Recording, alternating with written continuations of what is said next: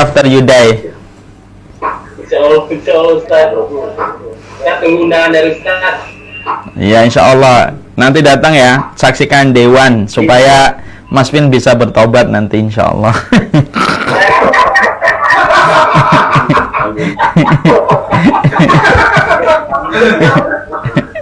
Yang lainnya juga, Bobby juga maksudnya.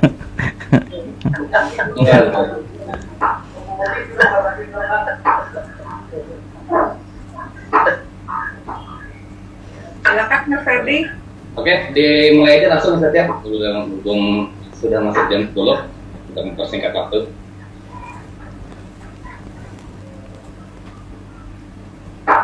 Boleh Ustaz ya? Kita mulai aja Ustaz. Ya. Oke, baik. Bismillahirrahmanirrahim. Assalamualaikum warahmatullahi wabarakatuh. Alhamdulillah. Alhamdulillahilladzi waqafa. Wassalatu wassalamu ala rasulillahil mustafa wa ala alihi wa sahbihi wa man wafa. Amma ba'd. Alhamdulillahirabbil alamin, segala puji dan rasa syukur kita haturkan kepada Zat yang Maha Ghafur yang senantiasa memberikan kepada kita semua nikmatnya, walaupun sejatinya kita tidak pernah meminta nikmat tersebut, tapi dengan sifat Rahman dan Rahimnya lah Allah Subhanahu wa taala selalu memberikan nikmatnya kepada kita semua.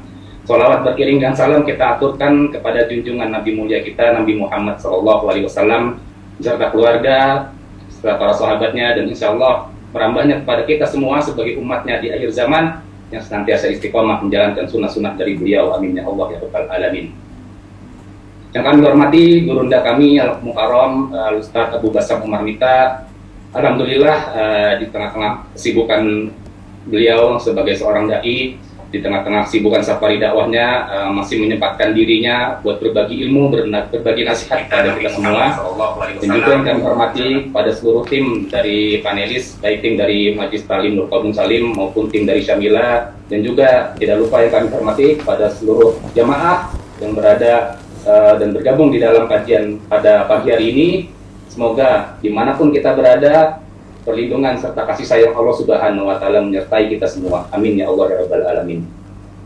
Alhamdulillah senang sekali rasanya dapat berjumpa kembali di kajian rutin kita, kajian rutin Majelis Ta'lim Nur Qalbun Salim.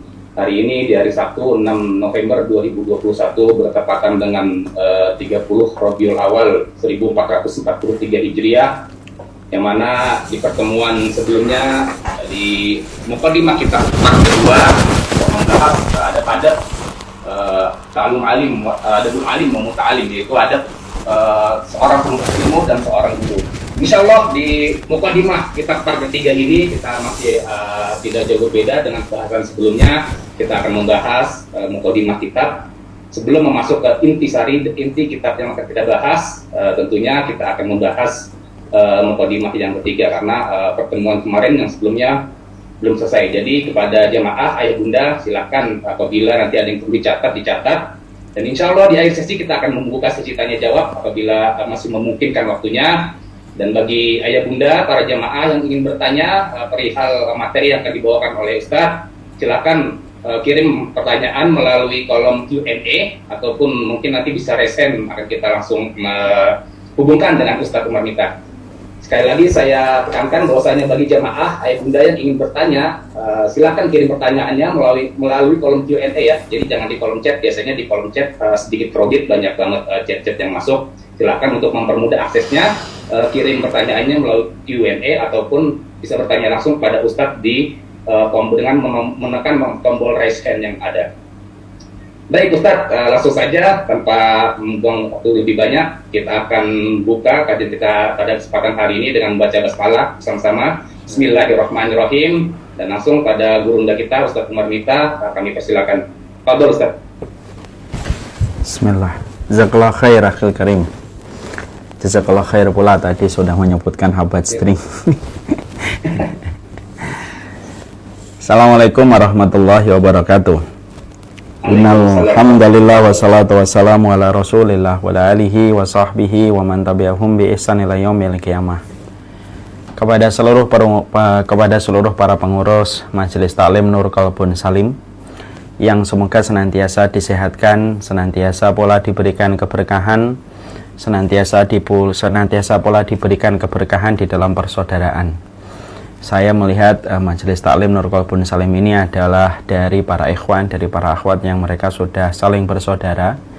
Semoga persaudaraannya akan menjadi persaudaraan yang diawetkan, menjadi persaudaraan yang berujung kepada kematian, menjadi persaudaraan yang saling menarik pada kehidupan di akhirat, dan tidak menjadi persaudaraan yang saling menggugat dalam pengadilan Allah.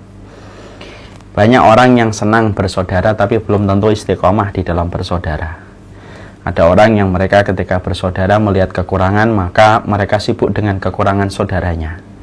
Ada orang yang bersaudara ketika melihat aib, maka dia senang pada aib itu dan melupakan kebaikan-kebaikan yang telah dilakukan saudaranya.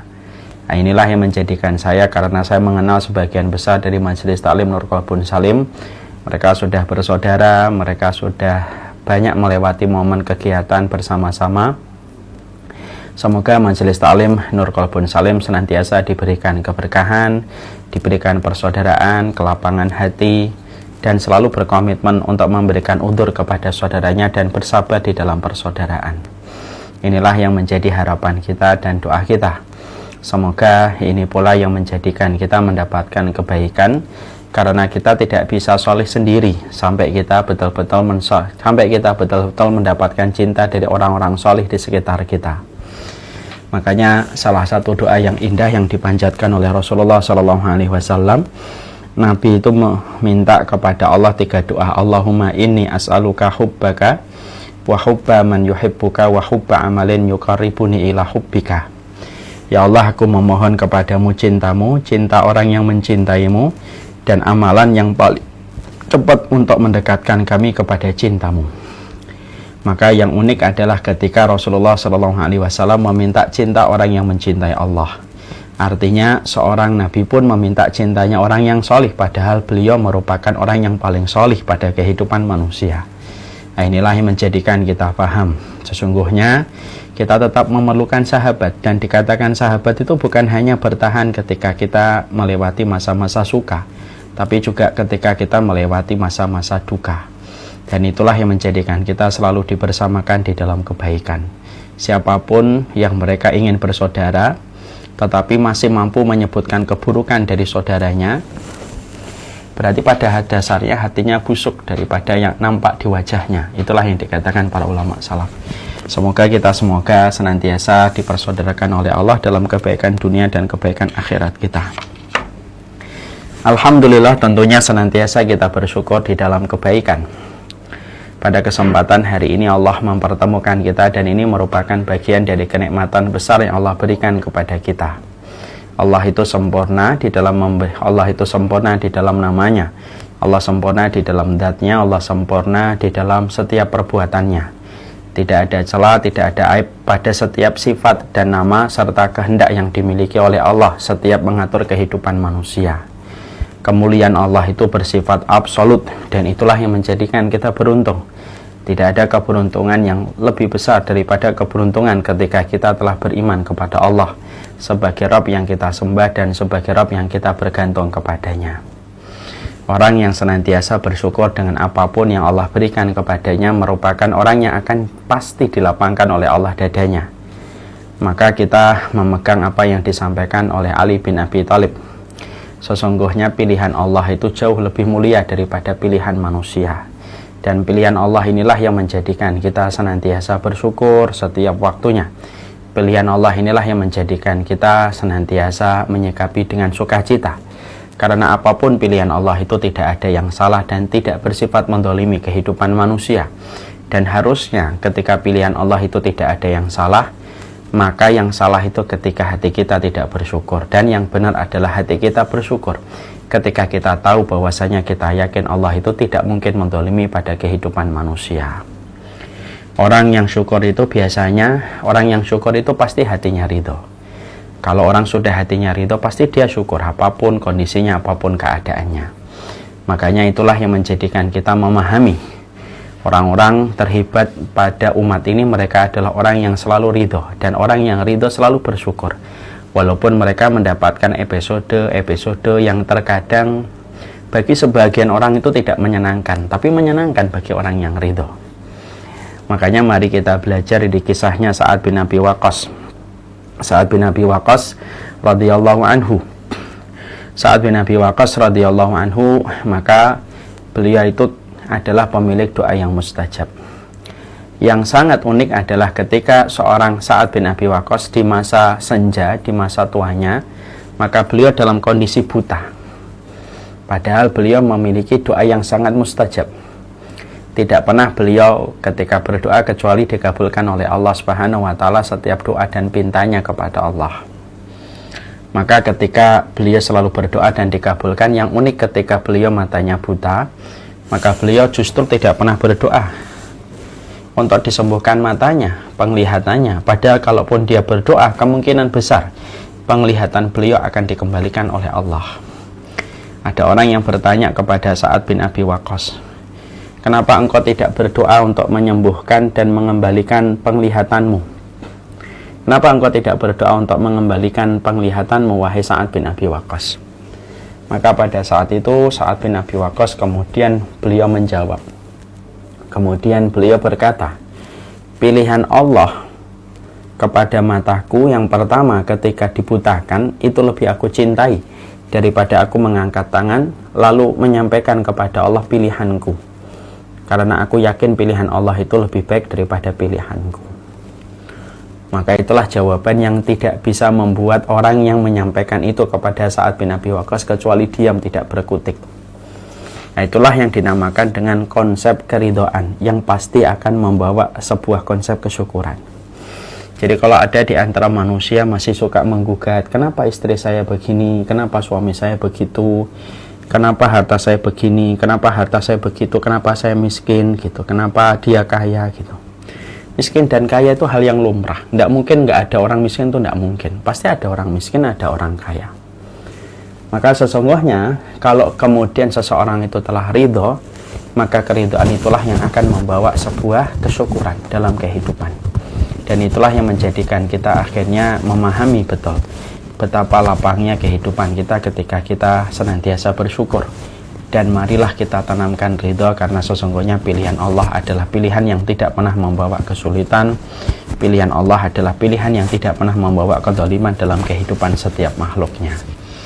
Kepada Allah kita bersyukur dan kepada Allah kita menggantungkan segala urusan kehidupan kita.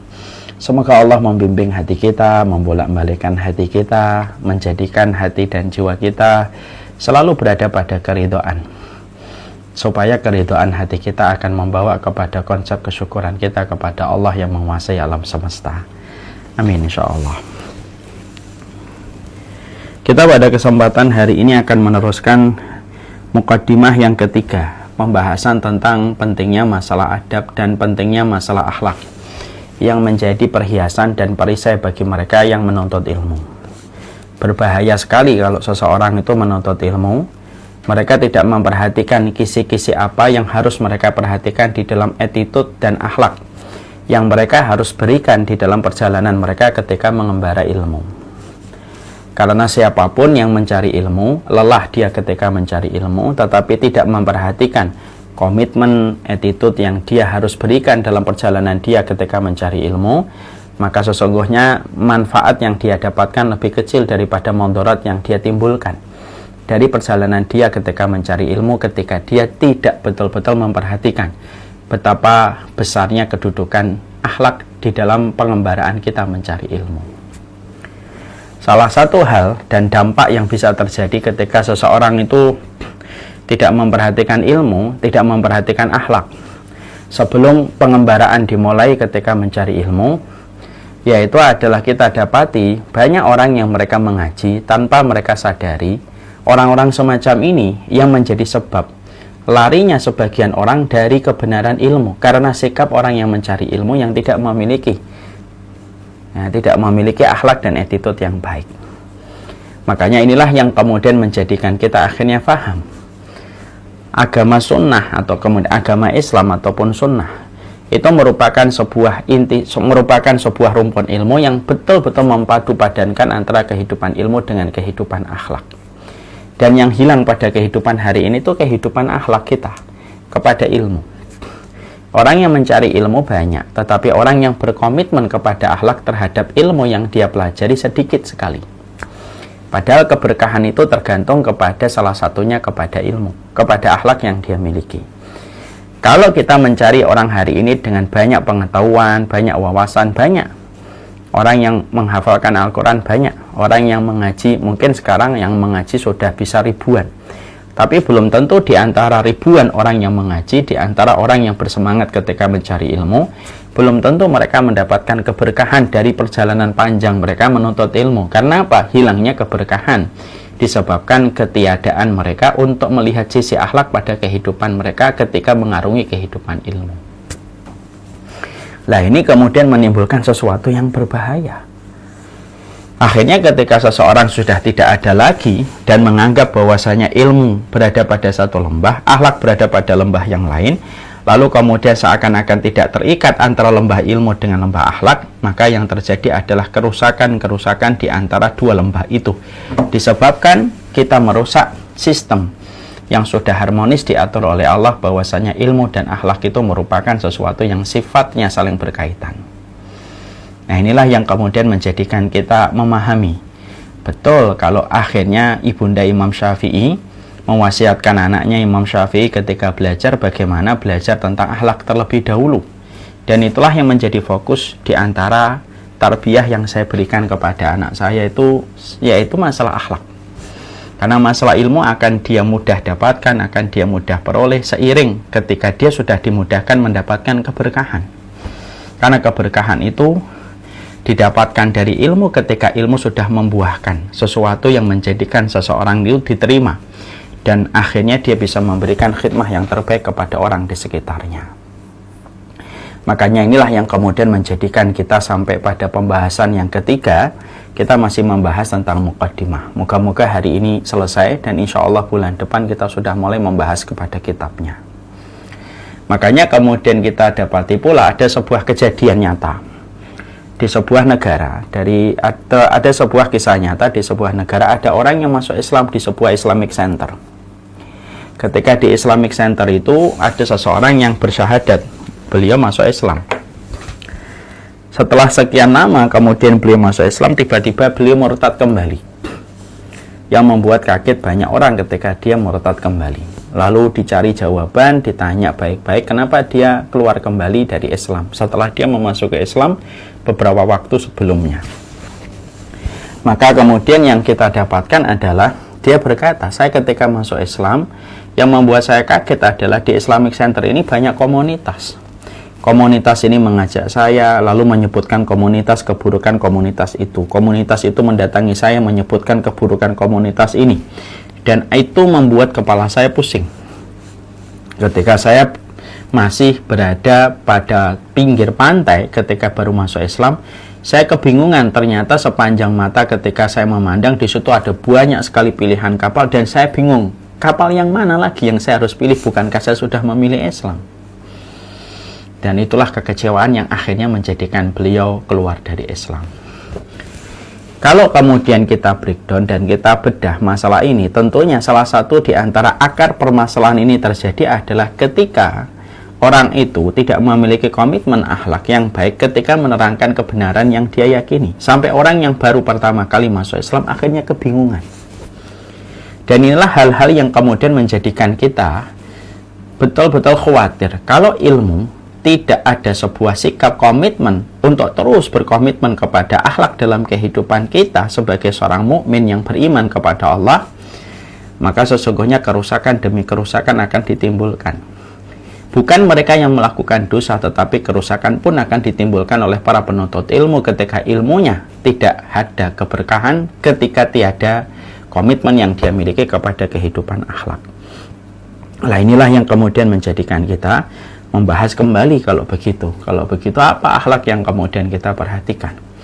Sebelum kita nanti mengkaji kitabnya, mengkaji bukunya dari halaman pertama sampai halaman yang terakhir, kita kaji betul bagaimana kehidupan ilmunya, bagaimana kehidupan akhlaknya, supaya betul-betul setiap kita mendapatkan kebenaran, maka kebenaran yang kita dapatkan akan menenangkan hati setiap orang yang ada di sekitar kita. kalaupun membenci kita bukan karena akhlak kita, tetapi karena kebenaran yang kita yakini, karena syariat yang kita pegang, karena kebenaran yang kita pegang. Kalau kita dibenci karena kebenaran dan syariat tidak ada masalah. Tetapi yang menjadi masalah kalau kita dibenci karena akhlak, maka itulah yang menjadi big problem. Itulah yang menjadi persoalan besar. Kalau kemudian kita sudah dibenci karena kehidupan akhlaknya.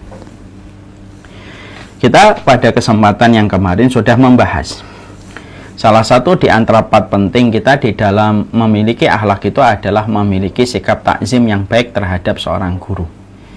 Min ta'dhimil ilmi ta'dhimul muallim. Kalau kata para ulama, dinisbatkan kepada apa yang disampaikan oleh Ali bin Abi Thalib, termasuk kemuliaan kita di dalam mencari ilmu itu, kemuliaannya adalah terletak ketika kita memuliakan orang yang mengajari kita. Siapa orang yang mengajari kita? Siapapun yang mengajari kamu tentang petunjuk hidup, walau harfan wahidan, walaupun itu satu huruf. Maka itu adalah orang yang menjadi bapak-bapak kita di dalam keimanan. Makanya Imam Nawawi kemudian menyampaikan, mayu'allimukum fiddin fahuwa aba'ukum fiddin. Siapapun yang mengajari kamu di dalam agama, maka mereka itulah bapak-bapak kamu di dalam keimanan. Karena kita memiliki bapak secara nasab yang menjadi bapak nasab kita, dan ada bapak yang kedua, bapak secara keimanan yang mengajari kita tentang petunjuk-petunjuk kehidupan, yang akhirnya menjadikan kita faham mana itu halal, mana itu haram, yang menjadikan kita faham mana itu yang boleh dilakukan dan mana yang tidak boleh dilakukan. Makanya Ali bin Abi Thalib sampai kemudian Ali bin Abi Thalib itu mengeluarkan sebuah bait syair yang sangat indah, yaitu adalah ketika beliau mengatakan, ana abdun mimman alamani harfan wahidan. Saya ini budak bagi siapapun yang pernah ngajarin saya walaupun cuma satu huruf. Itu kata Ali bin Abi Thalib. Saya ini abdun, saya ini budak bagi yang pernah ngajari saya satu huruf. Satu huruf, ini baru satu huruf. Misalkan ada yang mengajari bapak-bapak, ngajarin saya satu huruf, maka kita ini budak bagi yang pernah ngajarin kita satu huruf. Karena satu huruf yang pernah diajarkan kepada kita, walaupun cuma a, ba, ta, sa, itulah perkara yang akan menjadi catatan kebaikan dalam kehidupan di akhirat. Dilanjutkan lagi oleh Ali bin Abi Thalib, insya'a ba'a wa insya'a a'taqa wa insya'a istaraqqa. Maka siapapun yang telah mengajari aku di dalam agama walaupun cuma satu huruf, insya'a ba'a, kalau dia mau dia bisa menjualku. Wa insya'a, kalaupun kemudian dia itu pingin untuk menjadikan aku budak, maka silahkan aku diperbudak olehnya. Dan kalaupun dia pingin a'taqa, kalaupun dia pingin memerdekakan saya, maka silahkan dia memerdekakan saya. Itu tergantung apa yang pingin dilakukan adalah orang kepada yang mengajari aku di dalam bidang agama. Nah, inilah yang kemudian menjadikan kita akhirnya paham betul betapa pentingnya kehidupan kita, keberkahan ilmu yang kita dapatkan. Kenapa kok hilang? Karena mungkin kita tidak memiliki sebuah komitmen kepada kebaikan, kepada orang yang mengajarkan kita kepada ilmu. Terlebih lagi ya maaf ya, kalau kehidupan di Jakarta dan dakwahnya kadang-kadang itu pun hilang. Karena merasa bahwasanya seorang ustadz bisa dipanggil, bisa diundang, bisa diatur kepada apa yang dia buat gitu. Seakan-akan bahwasanya takzim itu hanya masalah nominal. Salah. Seorang guru itu punya jalur rezeki yang ditentukan oleh Allah. Ya. Makanya inilah yang kemudian menjadikan kita harus paham. Ketakziman yang kita berikan kepada guru itu akan menentukan keberkahan dari apa yang kemudian kita peroleh dan kita dapatkan dari ilmu. Dan itulah yang kemudian kita harus memahami betul. Jangan sampai kultur akhlak terhadap seorang mu'alim itu menjadi hilang hanya karena disebabkan ketika kita kemudian merasa bahwasanya ustadz itu ilmunya bisa ditandingi oleh kita dengan kita copy paste dari sebuah website. Kita merasa bisa menandingi ilmunya seorang ustadz karena kita merasa bisa mengambil seorang ustadz yang lain di YouTube, lalu kita benturkan omongan ustadz ini dengan ustadz yang lain yang menurut kita sesuai dengan kemauan kita, maka ini kemudian sesuatu yang sifatnya adalah hilang keberkahan pada apa yang kita cari. Ya, itulah yang menjadikan kita memahami, itulah yang kita kemarin telah paham. Tentunya selain itu kita juga sudah membahas bagaimana kehidupan pencari ilmu itu harus memporoskan hatinya hanya untuk Allah Subhanahu wa taala. Ini juga sudah kita pelajari. Sekarang yang kedua, apa yang kita harus betul-betul miliki ketika kita telah berkomitmen untuk mencari ilmu? Yaitu yang kedua adalah merendahkan hati kita dan tidak meninggikan hati kita. Karena sesungguhnya ilmu itu sebagaimana air. Air itu hanya mendatangi pada tempat yang rendah. Air itu tidak pernah mendatangi ke tempat yang lebih tinggi. Air tidak pernah mendatangi ke tempat yang lebih tinggi. Air hanya mendatangi tempat yang lebih rendah. Dan itulah kebenaran. Kebenaran itu juga sama. Kebenaran itu tidak pernah mendatangi ke tempat yang tinggi, tetapi mendatangi ke tempat yang rendah.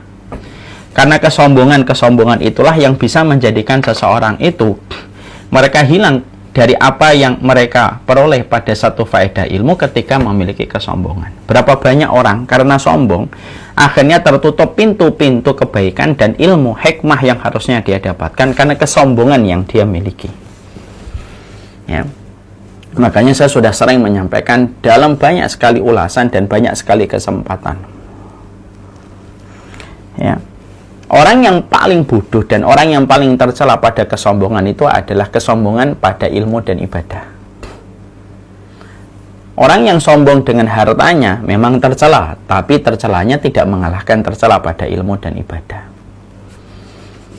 Orang yang tercela orang yang kemudian sombong pada jabatannya, dia tercela, tapi tercelanya tidak mampu mengalahkan tercelanya orang yang sombong dengan ilmu dan ibadahnya. Ilmunya belum tentu 100% benar, ibadahnya juga belum tentu 100% diterima oleh Allah. Lalu apa yang menjadikan kita mendongakkan kepala pada kehidupan ketika berjalan, lalu congkak ketika berjalan, ketika kita tahu bahwasanya ibadah kita pun belum ada jaminan diterima dan ilmu kita pun belum tentu menjadi ilmu yang 100% benar.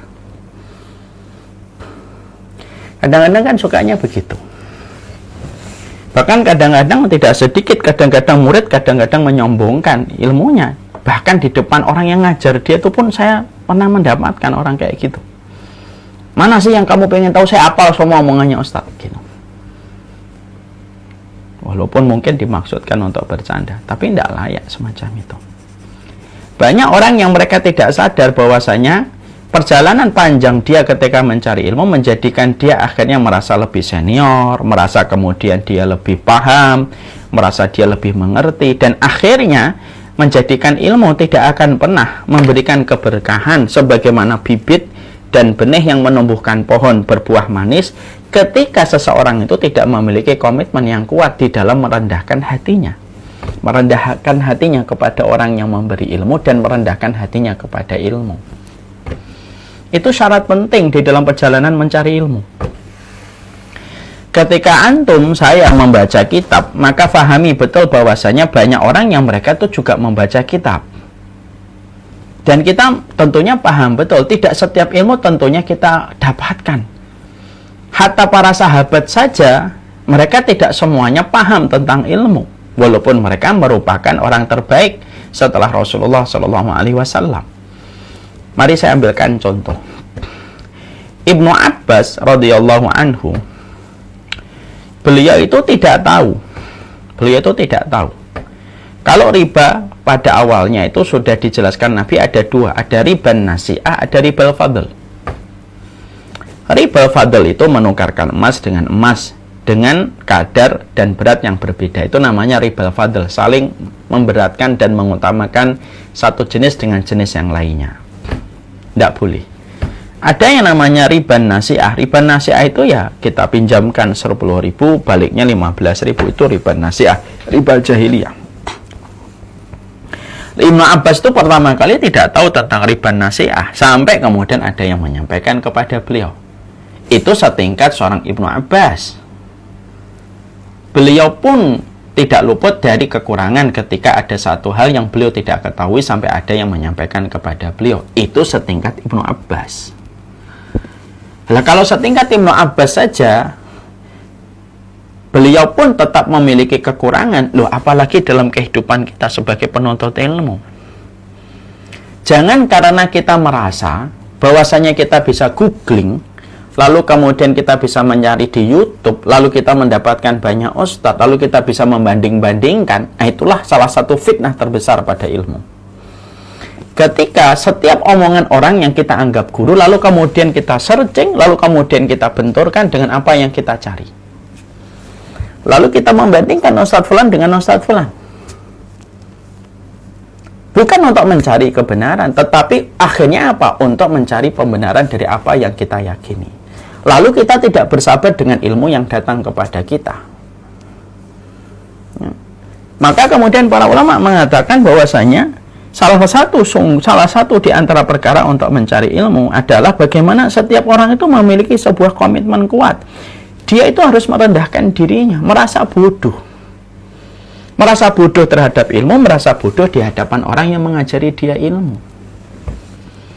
Dan sebuah kekurangan dan sebuah hal yang kurang diketahui oleh orang yang mengajarkan kita, itu hal yang lumrah. Tapi tidak pernah kemudian menjadikan kita lebih berhak untuk meninggikan diri kita di hadapan orang yang telah kita ambil ilmunya. Karena hati yang merunduk adalah hati yang paling cepat didatangi ilmu. Sebagaimana tempat yang rendah paling cepat didatangi air. Ya.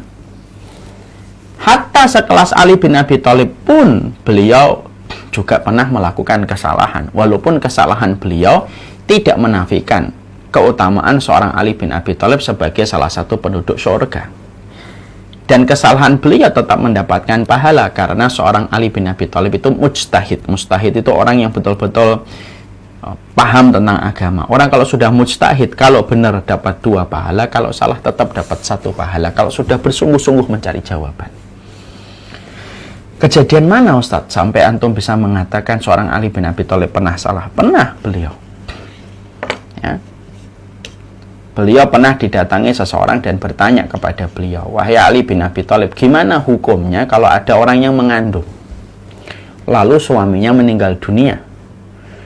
Yang diambil iddah yang mana? Iddah meninggal dunia 4 bulan 10 hari, atau yang diambil adalah masa iddah, atau yang diambil itu masa iddah mengandung sampai melahirkan. Yang diambil yang mana? Ya. Maka pada saat itu seorang Ali bin Abi Thalib kemudian beliau berkata, kalau ada seseorang yang hamil kemudian suaminya meninggal, yang diambil adalah pada sisa masa iddah yang lebih panjang.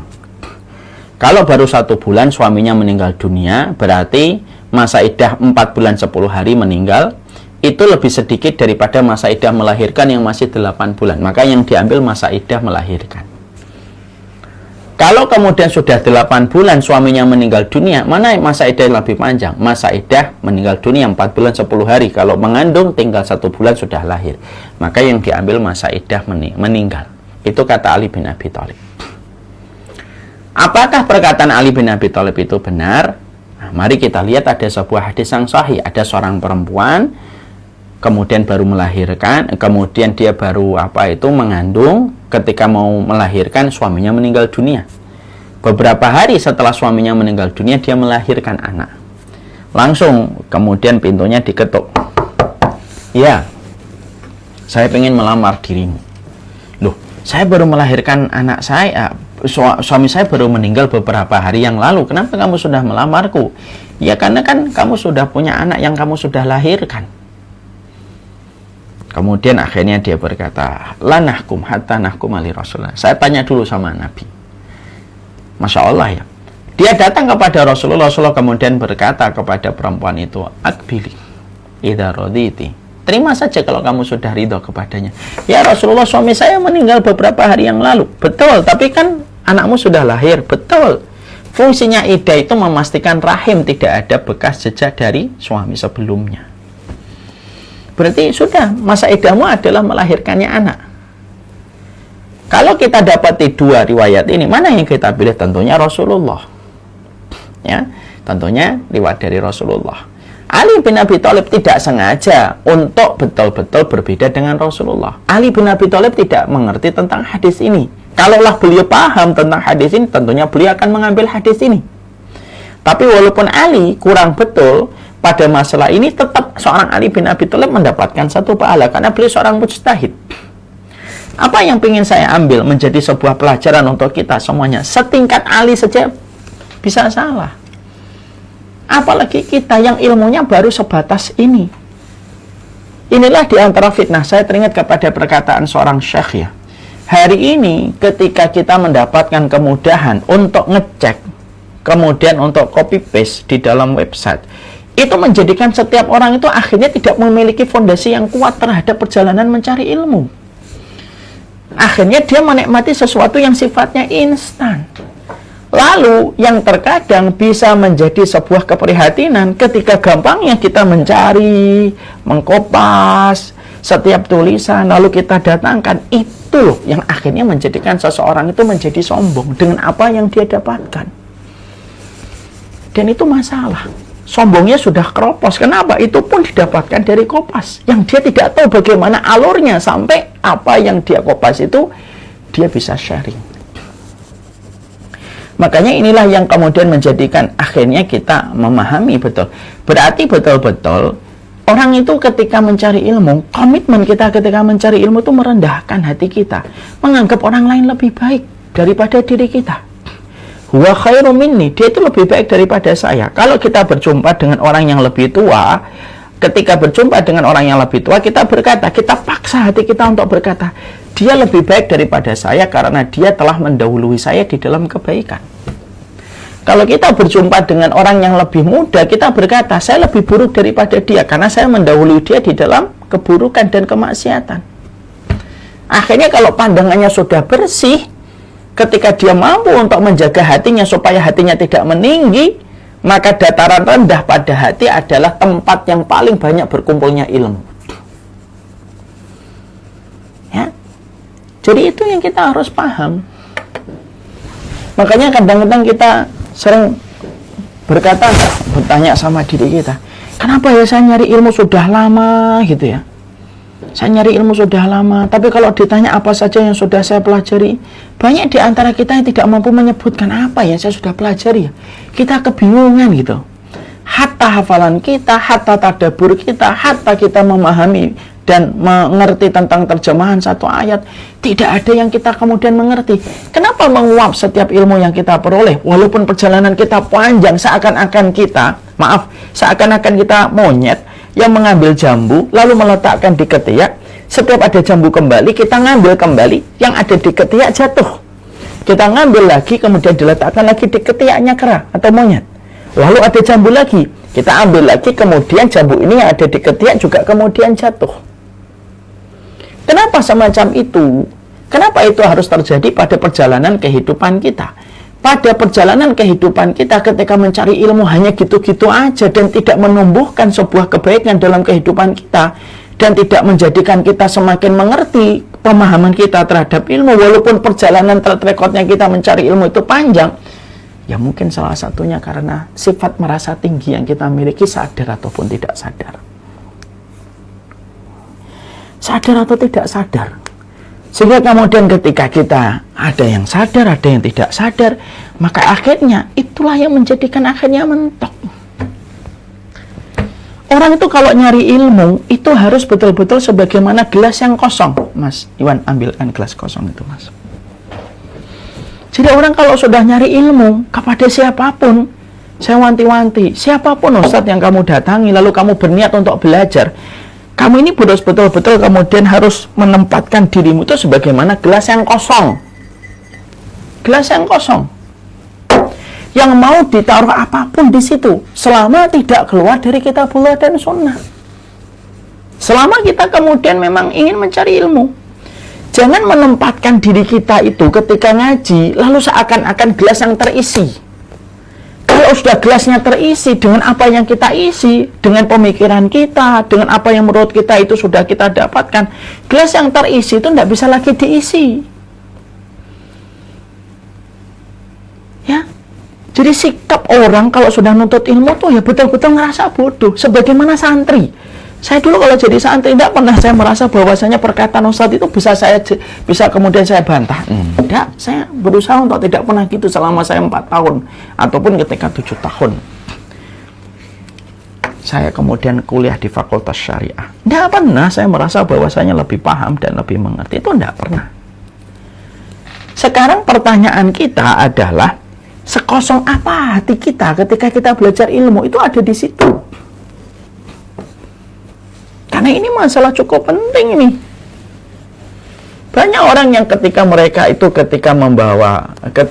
datang pada kehidupan, pengembaraan dia ketika mencari ilmu, maka kemudian dia kemudian isi gelas hatinya itu dengan berbagai macam isi, yang akhirnya dia tidak akan merasa cukup dengan ilmu itu.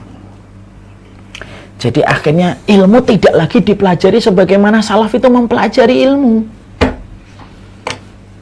Kalau para salaf itu kan mempelajari ilmu terus, dia bertahan terus. Lalu kemudian kehidupan itu akhirnya hilang keberkahan dalam kehidupan kita. Kenapa kok hilang keberkahan dalam kehidupan ilmu kita? Perjalanannya panjang betul kita itu nyari ilmu.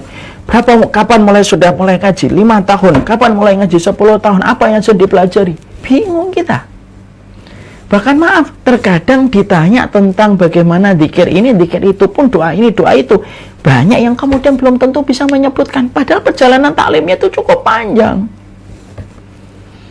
Kan setiap orang berhak untuk meraba diri kita. Loh, kok gini ya saya belajar ilmunya? Sama nih, saya ambilkan sebuah analogi yang gampang. Antum, kalau kuliah 10 tahun tidak lulus-lulus, orang kan mikir, antum tuh ngapain aja 10 tahun nggak lulus-lulus. Setiap ujian skripsi antum gagal. Setiap ujian skripsi antum gagal. Setiap ujian skripsi antum gagal. Dan itu sampai berlangsung 10 tahun. Kira-kira orang tua antum, teman antum, sahabat antum, sekolah antum akan berkata, ente itu ngapain? 10 tahun. Nggak lulus-lulus. Kadang-kadang itu yang bisa menjadi sebuah pembelajaran serta evaluasi kita. Kita ini belajar 10 tahun, tapi belum tentu ketika kita ditujukan pertanyaan kita mampu menjawab. Padahal kita sudah 10 tahun ngaji. Kenapa kok hilangnya ilmu begitu cepat daripada yang kita pelajari, Ustadz? Karena gelasnya itu terlalu penuh. Penuhnya gelas inilah yang menjadikan seseorang dia merasa tahu dan tidak menempatkan dirinya sebagai orang yang betul-betul belum paham. Dan akhirnya hilanglah keberkahan dari apa yang dia pelajari. Jadi nanti kalau seluruh teman-teman sahabat kami di Majelis Taklim Nur Qalbun Salim, pastikan hati kita ini kosong untuk menerima setiap tetesan-tetesan ilmu yang kita nanti akan peroleh dan kita dapatkan dari kitabullah dan sunnah. Kita pastikan hatinya kosong, sehingga kemudian kita mampu menjawab satu persatu dari apa yang kemudian kita kaji. Sehingga kemudian perjalanan taklim kita itu bukan menjadi perjalanan seremonial yang tampaknya yang tampaknya hanya normatif. Kan sekarang gitu ya. Kadang-kadang tanpa kita sadari perjalanan kita ngaji itu hanya perjalanan seremonial. Yalah, daripada nggak ngaji, yalah sudah 40 tahun kalau nggak ngaji ngapain gitu. Iyalah, dari teman-teman yang lain pada ngaji, masuk saya nggak ngaji. Itu akhirnya menjadi perjalanan seremonial. Evaluasi dalam setiap proses dan tahapan untuk belajar tidak pernah dipelajari. Tidak pernah kemudian dia kaji. Dan akhirnya hilanglah kebanyak keberkahan pada kehidupan dia. Ketika kemudian mereka itu tidak merendahkan hatinya. Rendahkan hati kita. Kalau sudah di antara orang-orang yang kemudian kita ambil ilmunya, rendahkan kedua sayap yang ada di bahu kanan dan bahu kita itu direndahkan gitu. Itulah perjalanan untuk mengkaji ilmu. Ya. Makanya hari ini kadang-kadang Masya Allah ya karena mungkin ini fitnahnya sosial media, fitnahnya tayangan yang terkadang memang menjadikan dakwah bisa tersebar luas, tapi terkadang ada yang didapat, ada yang menjadi korban. Korbannya itu apa? yaitu tentang sikap kita terhadap ilmu, itu menjadi hilang dengan berbagai macam sosial media yang akhirnya menjadikan kita mudah mendapatkan wawasan dan mendapatkan satu maklumat. Nah, itulah yang kemudian kita harus mengerti betul. Inilah pentingnya yang kedua, merendahkan hati kita, lalu kemudian tidak meninggikan hati kita. Ayolah kita evaluasi belajar kita di dalam kehidupan akhirat, ya kan? Jangan kemudian belajar kajian hari ini, kajian hari ini, kajian hari ini, kajian hari ini. Sekarang kita petik nih, saya ngaji sama beliau, apa maklumat yang saya sudah kuasai? Saya ngaji sama beliau, apa maklumat yang sudah saya pelajari? Atau jangan-jangan kita selama ini hanya dekat secara seremonial, tetapi tidak dekat secara keilmuan. Dekatnya itu secara emosional doang, tapi tidak dekat secara takdisi keilmuan. Tapi hanya emosional saja.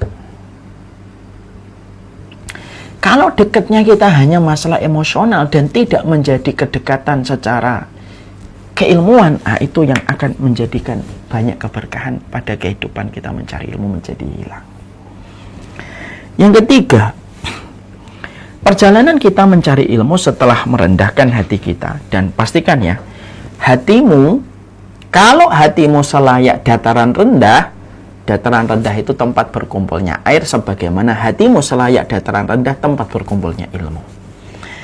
Itu yang kedua. Yang ketiga, perjalanan kita ketika mencari ilmu, maka kemudian harus memiliki sebuah sikap, tidak terjerumus kepada fanatisme kelompok. Jangan fanatik kepada kelompok. Fanatisme kelompok itu menyebabkan, satu, kita akan memberanikan diri menjadi mufti daripada menjadi seorang penuntut ilmu. Ya. Akibat yang terjadi kalau sudah menjadi orang yang terjerumus kepada fanatisme itu apa? Satu, akan didapatkan orang-orang yang cenderung menjadi mufti, padahal statusnya baru penuntut ilmu. Mufti itu siapa, Ustaz? Mufti itu orang yang memberikan fatwa-fatwa pada masalah besar yang kemudian dilakukan sama orang yang sesuai dengan spesifikasi dan syarat yang dibutuhkan. Orang kalau kemudian mereka itu terjebak kepada fanatisme, orang itu akan jadi mufti. Dia akan menjudge ini, memvonis ini, padahal dia cuma penuntut ilmu. Yang kedua, kehormatan seorang muslim menjadi murah. Dia akan hujat, dia akan cela, dia akan komentari dengan komentar yang tidak selayaknya walaupun dia tidak pernah bertemu dan tidak pernah berjumpa. Tidak heran kalau kemudian kita menjumpai, tidak heran ketika kita mendapati ada seorang pada zaman-zaman terdahulu, ada yang mereka itu membenci madhabnya Imam Syafi'i sampai rela membuat hadis palsu tentang Imam Syafi'i hanya untuk menjatuhkan kehormatan Imam Syafi'i. Saya kunu min ummati rajulun adharu min iblis yusamma Muhammad bin Idris. Ada hadis palsu didatangkan, akan datang satu waktu orang yang lebih berbahaya daripada iblis, dan orang itu adalah Muhammad bin Idris, padahal itu Imam Syafi'i. Kenapa kok semacam itu? Karena fanatisme kelompok. Ya, yang kedua. Yang ketiga, apa yang terjadi ketika seseorang itu sampai kemudian mereka menghujat kehormatan seorang muslim semacam itu? Bahkan yang ketiga, yang paling parah, bisa terjadi pertumpahan darah, itu pun juga disebabkan karena fanatisme kelompok. Pernah nggak kita ngelihat ada cerita kisah gitu, rombongan ustadz ini ketemu rombongan ustadz ini bertengkar, duel di jalan, kan memalukan. Itu tidak terjadi kecuali adalah karena fanatisme kelompok. Dan saya sudah menyampaikan ya, siapapun ustadzmu, siapapun kemudian kelompok yang kamu sekarang mengaji di dalamnya, maka sesungguhnya pastikan bahwasanya tidak ada yang maksum ya, selama kita berada pada koridor Ahlussunnah wal Jamaah, bukan Syiah, bukan kemudian Mu'tazilah, bukan kemudian Khawarij gitu ya. Maka sesungguhnya siapapun yang berada pada koridor Ahlussunnah wal Jamaah, maka pada dasarnya tidak ada yang maksum, karena kemaksuman itu hanyalah milik Rasulullah Shallallahu Alaihi Wasallam, dan kemaksuman itu telah wafat dengan wafatnya Rasulullah Shallallahu Alaihi Wasallam. Tidak ada lagi yang maksum. Allah hari ini membagi ilmu sebagaimana Allah membagi rezeki. Paham ya perkataan ini? Allah hari ini membagi ilmu sebagaimana Allah membagi rezeki. Ada yang difahamkan tentang fikih, tapi belum tentu difahamkan tentang tazkiyatun nafs. Ada yang difahamkan tentang masalah tazkiyatun nafs, ada yang difahamkan di dalam masalah ekonomi syariah, ada yang difahamkan tentang masalah tafsir. Setiap orang hari ini membawa pembagian-pembagian ilmu yang dibagikan oleh Allah sebagaimana Allah membagikan rezeki.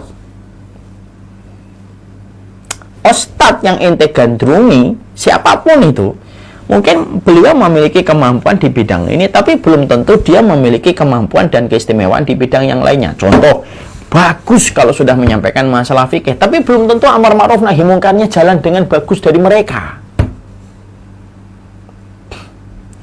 Ada yang amar ma'ruf nahi mungkarnya bagus, tapi belum tentu fikihnya dia menguasai. Ya.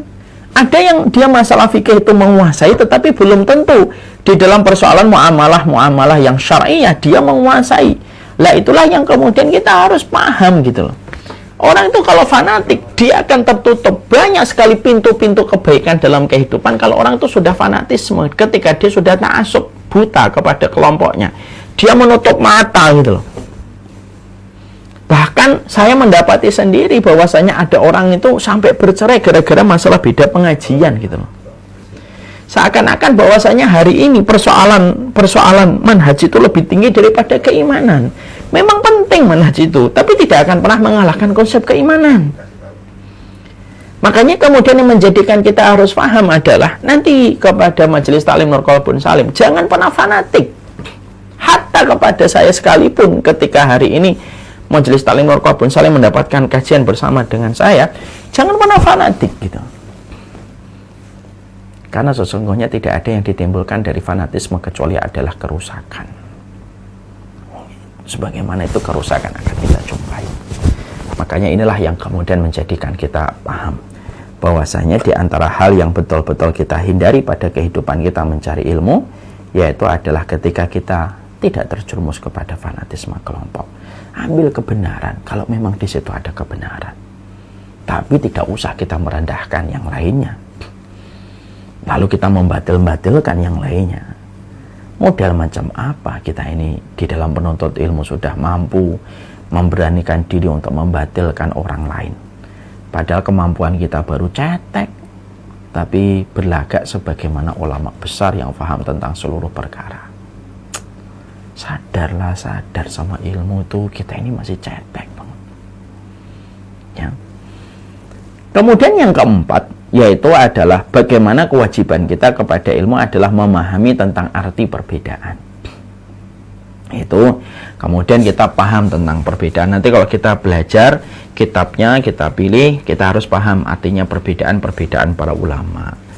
Tidak usah menjadikan perbedaan menjadi sebab pertikaian. Kalaulah setiap perbedaan lalu kita bawa kepada pertikaian dan permusuhan, lalu apa yang tersisa pada persaudaraan? Kan begitu. Jadi nanti ada nggak Ustadz, nanti kalau kita belajar kitab lalu kita menjumpai ada hal-hal yang berbeda antara satu ulama dengan ulama yang lain? Oh pasti ada, nggak mungkin nggak ada, itu nggak mungkin. Nggak usah jauh-jauh, kita sama istri kita, sama suami kita yang tidurnya bareng, di atas tempat tidur yang bareng, kamar mandinya bareng, bahkan kita membuka kancing baju kita di depan pasangan kita sekalipun, itu pun juga kita menjumpai banyak perbedaan dalam setiap keseharian kita di rumah kan. Istri kita memiliki pandangan begini, suami memiliki pandangan begini, itu sama suami istri. Bahkan sudah punya anak, ternyata pandangan-pandangan bisa berbeda. Masalah meletakkan baju, masalah bagaimana cara membersihkan lantai itu aja berbeda. Lu sama orang yang satu atap dengan kita. Lalu terlebih lagi ketika kita menghadapi orang-orang yang ada di sekitar kita.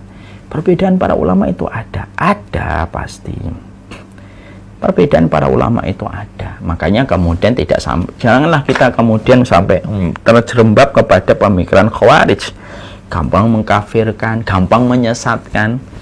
Ya, Masya Allah ya. Ada yang gampang dikit-dikit kafir, ada yang dikit-dikit sesat. Sama itu pada dasarnya. Hanya karena tidak siap untuk menerima perbedaan. Umar bin Abdul Aziz, salah satu khalifah yang dinobatkan menjadi Khulafaur Rasyidin yang kelima, itu mengatakan, justru aku senang mendapati perbedaan para ulama, justru aku senang mendapati perbedaan para sahabat, karena disitulah ada banyak keringanan. Nah, itu yang kita harus paham. Makanya kemudian yang dibenci di dalam Islam itu bukan perbedaan, yang dibenci di dalam sunnah itu bukan perbedaan, yang dibenci di dalam sunnah itu adalah iftiraq. Iftiraq itu perselisihan, permusuhan, itu yang dibenci sama Islam. Itu yang dibenci sama Islam. Makanya kemudian inilah yang menjadikan kita harusnya paham. Inilah perkara yang menjadikan kita mengerti. Jangan sampai akhirnya kita mengikuti term yang ada, yang kemudian kita tidak tahu siapa yang kemudian mengucapkan kalimat itu pertama kali, dan tidaklah kalimat itu diucapkan hanya untuk menjadikan perpecahan di antara kaum muslimin itu semakin besar. Kenapa? Siapa yang mengambil keuntungan di antara perpecahan kaum muslimin? Yang mengambil keuntungan perpecahan kaum muslimin itu ya orang yang benci sama Islam. Yang satu gampang membid'ahkan, menyesatkan, yang satu gampang menyebut kata Wahabi, ya tidak ada habisnya.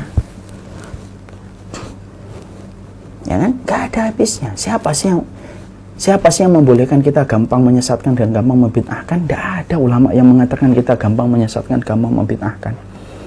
Sebagaimana kita gampang menyebut orang Wahabi dan tanpa kita tahu itu historinya pertama kali muncul dari siapa, kita juga nggak pernah tahu, kita ikut-ikutan ngomong kepada saudara kita, ya nggak bisa kayak gitu. Ya, jadi kemudian jadilah orang yang di pertengahan gitu loh. Saya nggak ikut-ikutan gampang untuk nyesatin orang, saya nggak ikut-ikutan untuk gampang membid'ahkan orang, tapi saya juga nggak ikut-ikutan menuduh saudara saya dengan kata-kata Wahabi. Yang kita nggak ngerti ini kata-kata dari siapa sih pertama kali muncul, jangan-jangan dari penjajah kali dulu, kan kita juga nggak paham historinya kalimat itu dari siapa. Kebencian kita kepada perilakunya orang itu tidak menjadikan kita lalu kemudian memberikan label, yang mana kita juga nggak suka diberikan label. Ya, jadi itu yang kita harus paham. Ente jangan suka membid'ahkan, jangan suka gampang menyesatkan, apalagi dalam konteks perbedaan para ulama. Ente juga jangan suka ukit-ukitutan untuk mengatakan orang itu kemudian dengan kata Wahabi, tanpa kita nggak pernah tahu nih historinya kalimat ini keluar dari siapa sih. Jangan-jangan sudah muncul kali semenjak penjajah Belanda dulu, dan mungkin itu diucapkan untuk memisahkan kaum muslimin dengan komitmen agama. Kita juga nggak pernah tahu tentang itu. Jadilah orang itu kemudian di pertengahan gitu loh. Gak usah kemudian kesalahan, gak usah kemudian sikap yang kita dapati dari orang lalu menjadikan kita tuh bersikap yang sama dengan orang yang kita nggak suka. Kalau kita nggak suka ada orang yang gampang memvonis, ya kita nggak usah ikut-ikutan gampang memvonis lah. Itulah kedudukan yang paling benar. Ya itulah yang kemudian menjadikan kita memahami tentang arti perbedaan. Semacam itu indah kok. Jangan anti dengan kalimat bid'ah, tapi jangan kemudian gampang membid'ahkan. Bid'ah itu ada atau tidak? Ada. Ya, bid'ah itu ada. Ya, apapun yang bukan datang dari Rasulullah dalam persoalan ibadah itu bid'ah. Tapi jangan sampai kemudian kita juga gampang untuk kemudian membid'ahkan orang, itu juga kemudian fatal. Ini yang kemudian kita harus pahami. Kan kadang-kadang ada orang yang dikatakan bid'ah itu langsung kemudian mengatakan, ya itu iPad, handphone itu bid'ah. Itu kan persoalan duniawi. Bid'ah itu ada, tapi yang bisa untuk meletakkan itu adalah seorang ulama-ulama besar. Gampang-gampang membid'ahkan, fatal akibatnya. Tapi anti bahwa saya mengatakan Islam itu tidak ada bid'ah. Bid'ah itu diucapkan oleh Rasulullah. Jadi kemudian menjadi sikap kita itu apa? Pertengahan. Sikap kita di pertengahan. Dan itulah sikap yang kemudian kita dapati dan kita peroleh ketika kita mengetahui bagaimana kita respect kepada perbedaan para ulama. Takzim kepada para ulama dengan berbagai macam perbedaan yang ada. Yang kelima, memiliki komitmen yang kuat untuk saling bersaudara. Artinya tetap saling bersaudara. Tidak usah kita gampang untuk Tidak usah gampang langsung kemudian jatuhkan. Kalau ada seseorang yang salah, ya sudah, dimaafkan kesalahannya, dikasih udzur yang banyak. Al-mu'min yatlubul ma'adir. Sesungguhnya seorang mukmin itu meminta udzur yang banyak dari diri kita. Dan kemudian yang terakhir, seorang penuntut ilmu adalah mereka yang mengetahui kriteria ilmu yang benar. Artinya ilmu yang benar itu apa? Patuh dan tunduk kepada syariat, menggunakan tafsir para sahabat Nabi, menggunakan hadis-hadis yang sahih. Itulah kriteria ilmu yang benar. Makanya nanti kalau kita belajar harus betul-betul berdasarkan referensi. Nggak boleh berdasarkan ini mimpinya fulan. Mimpi tidak dijadikan hujah. Agama ini agama ilmu, ini agama referensi. Ya. Inilah yang menjadikan kita di tengah-tengah. Saya nggak suka sama orang yang gampang membid'ahkan dan menyesatkan, lalu menganggap perbedaan itu disikapi dengan kata sesat, syubhat. Semuanya jadi syubhat. Yang nggak syubhat cuma dirinya doang. Tapi saya juga nggak suka orang yang mengatakan wabi. Nggak suka saya. Saya ketika mencari ilmu, mencari sikap pertengahan, dan tidak terjerembab dan tidak terjebak kepada idiom kata-kata yang kita tidak ngerti kata-kata itu dari siapa, dulunya itu dimulai dari mana. Karena kita ini bukan orang yang gampang mengambil satu ucapan. Kita ini kaum yang hati-hati terhadap satu ucapan. Ya. Makanya inilah yang kemudian menjadikan kita akhirnya memahami betul. Berarti yang terakhir adalah komitmen untuk senantiasa mencari ilmu yang benar. Ilmu yang benar itu adalah ilmu yang senantiasa menjadikan kita mengetahui kriteria ilmu yang benar itu apa? Patuh dan taat kepada syariat. Udah gitu. Makanya kalau ada orang kalau sudah bicara agama lalu dia berkata, menurut saya, udah nggak bisa. Ini saya kritisi nih ayat ini karena menurut saya, loh, ente itu sejak kapan akalnya lebih tinggi daripada wahyu? Ya kan? Nggak bisa semacam itu. Harus kembalikan kepada kepatuhan. Agama ini itu kepatuhan. Kalau ente kemudian menganggap agama ini kemudian ente kritiki semua, lalu apa yang menjadikan ente bertahan pada agama ini? Heran nggak kadang-kadang kita suka ngelihat ada orang sukanya ngeritik aja ajaran agama, lalu pengennya ajaran agama itu difahami sebagaimana dia paham. Kalau saya tuh suka berkata, kalau memang agama Islam ini sudah tidak lagi menarik buat kamu, artinya menurut kamu itu banyak salahnya, lalu apa sih alasan yang membuat ente bertahan di dalam agama ini itu apa gitu loh? Daripada ente ngaku Islam tapi kemudian akhirnya menjelek-jelekkan agama yang sebenarnya kamu katakan kepada orang kamu beragama dengan agama Islam. Ya. Makanya ini kemudian termasuk hal yang kita harus paham. Ya. Dan kita harus mengerti, sekarang itu semua orang bicara tentang agama. Nggak pernah tahu sekolah di mana, dia menyampaikan tentang video, tentang foto, bicara tentang agama. Aneh itu.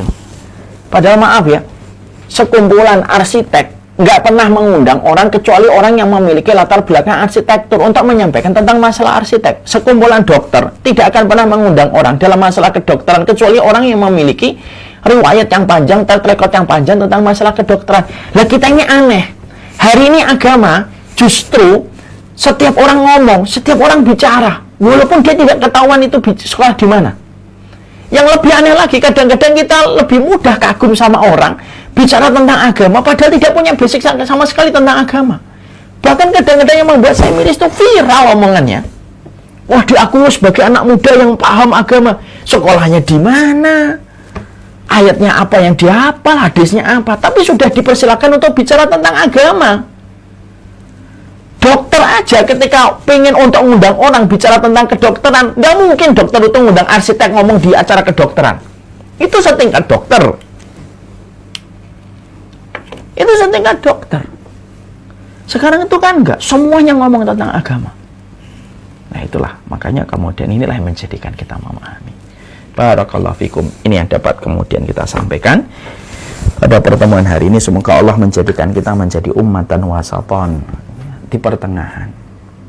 Ayolah kita jadikan ilmu itu menjadi satu media yang indah pada proses kita untuk menghambakan diri kepada Allah Subhanahu wa taala. Ini yang dapat saya sampaikan pada pertemuan hari ini. Semoga Allah memberikan keberkahan dari apapun yang kita pelajari dan kita kaji. Semoga Allah memberikan berkah, berarti insya Allah pertemuan berikutnya dengan Majelis Taklim Nurul Qalbun Salim sudah ke kitab. Tolong diingetin ya nanti ke Mas Alfi bagian admin jadwal, sudah masuk ke kitab. Pertemuan kita bulan depan insya Allah. Ini yang kemudian kita harus pahami. Semoga Allah memberikan keberkahan dalam setiap urusan kita. Dan maaf sekali pada kesempatan hari ini mungkin kita tidak membuka tanya jawab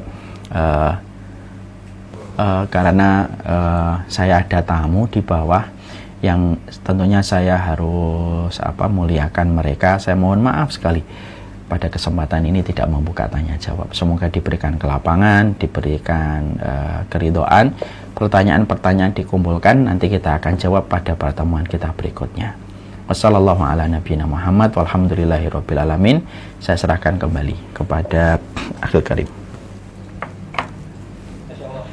Terima kasih atas pemaparannya. Semoga baik yang menyampaikan maupun yang mendengarkan senantiasa Allah ganjar pahala kebaikan buat kita semua. Amin ya Allah rabbal alamin.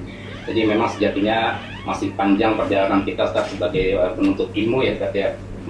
Masih jauh panggang daripada api. Tadi Ustaz singgung juga masalah kita itu jangan terlalu condong ke kanan, jangan juga terlalu condong ke kiri ya. Seperti disebutkan dalam Quran surat Al-Baqarah ayat 143 bahwasanya kita itu umatan yang wasatan, umat yang pertengahan.